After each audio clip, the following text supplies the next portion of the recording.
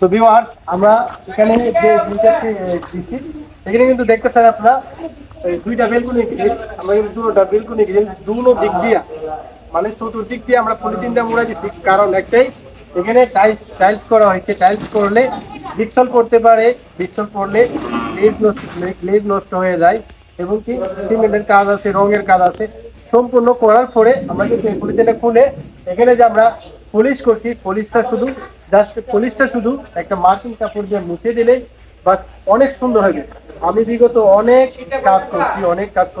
কাজ করার পরে তো দেখা যায় যে বিকসল পরে রঙের গুঁড়া পরে রং আসা পরে সিমেন্টের মশলা আসা পরে তো এই কাজগুলোর মধ্যে আপনারা প্রত্যেকটা সলিউশন যার কারণে আমরা এভাবে পলিথিন দিয়ে মোড়াই নিচ্ছি এটা কিন্তু পারফেক্ট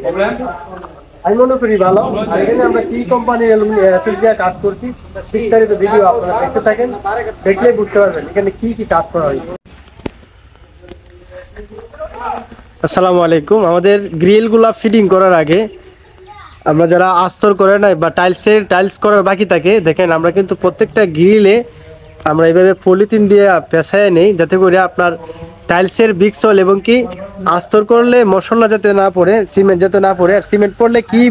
কি পরিণতি হয় আপনারা আমার আরেকটি ভিডিওতে দেখতে পারবেন। আর দেখতে পাচ্ছেন এখানে কিন্তু আমরা প্রত্যেকটা গ্রিল যে বেলকনি দুইটা গ্রিল